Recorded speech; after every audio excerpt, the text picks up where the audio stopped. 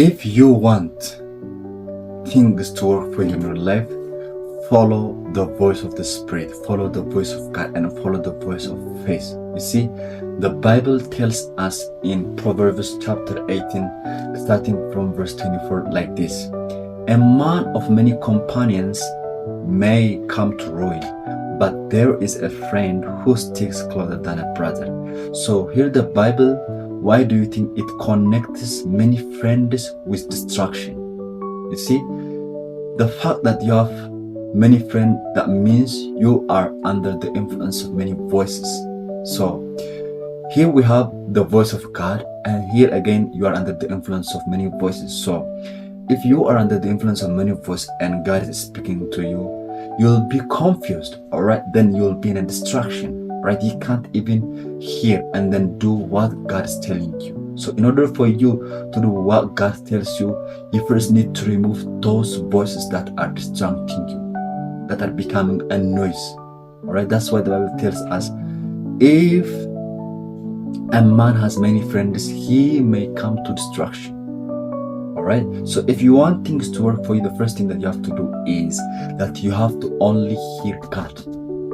You have to only follow the voice of the Spirit.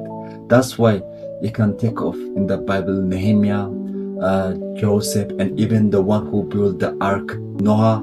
It was because they followed the voice of the Spirit that they became successful at the end of the day. All right.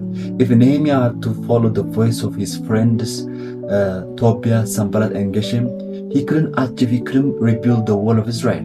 And also, if Joseph had to follow the voice of his brothers and families, he couldn't be a king and be a blessing for his families at the end. All right.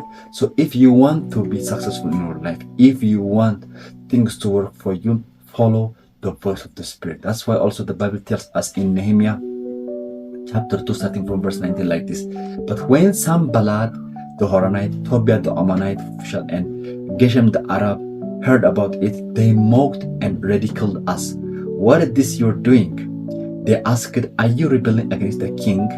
I answered them by saying, the God of heaven. You see, Nehemiah had enough reasons because they were his friends at the first. But if he had to follow them, he had enough reason because they are giving him, reasons after reasons in order for him to stop building the wall. But he said like this: I answered them by saying, the God of heaven will give us success. So he was after the voice of God. Hallelujah. We, his servants, will give us success. We, his servants, will start rebuilding. But as for you, you have no share in Jerusalem or any claim or historic right to it. So